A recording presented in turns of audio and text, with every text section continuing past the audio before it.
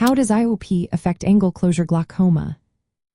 Imagine your eye as a tiny, busy water park where fluid flows smoothly to keep everything working. In angle closure glaucoma, this flow gets blocked, causing pressure to build up rapidly. The key player here is intraocular pressure, or IOP, which is the pressure inside your. Normally, fluid called aqueous humor flows out through a drainage angle formed between the iris and the cornea. When this angle becomes blocked, the fluid can't drain properly, and pressure starts to rise. This blockage often happens because the iris, which is the colored part of your, pushes forward and seals off the drainage angle. One common cause is pupillary block, where the fluid behind the iris can't move forward because the iris and the lens are in contact at the pupil. This causes pressure to build up behind the iris, pushing it even more forward.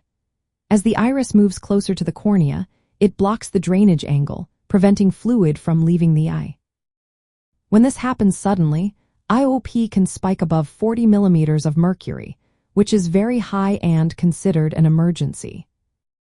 Other factors can also cause IOP to increase in angle closure glaucoma. For example, the ciliary body can push the iris forward in plateau iris syndrome.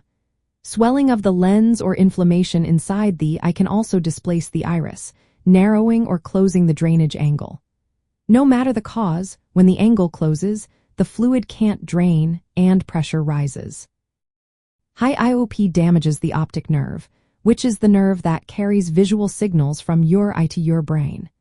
If this pressure isn't controlled quickly, it can lead to permanent vision loss. That's why controlling IOP is so important in treating angle closure glaucoma. Treatments like laser peripheral iridotomy create a small hole in the iris to allow fluid to bypass the blockage, restoring normal flow. Medications can also lower IOP temporarily or long-term, and surgery might be needed in some cases.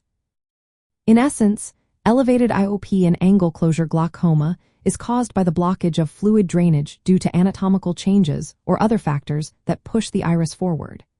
This pressure buildup can damage your optic nerve if not treated promptly. Managing IOP is both about understanding what causes the blockage and actively working to lower the pressure to protect your vision. If you experience symptoms like sudden eye pain, headache, or blurred vision, seek medical advice immediately. Always consult an eye care professional for personalized care and treatment options.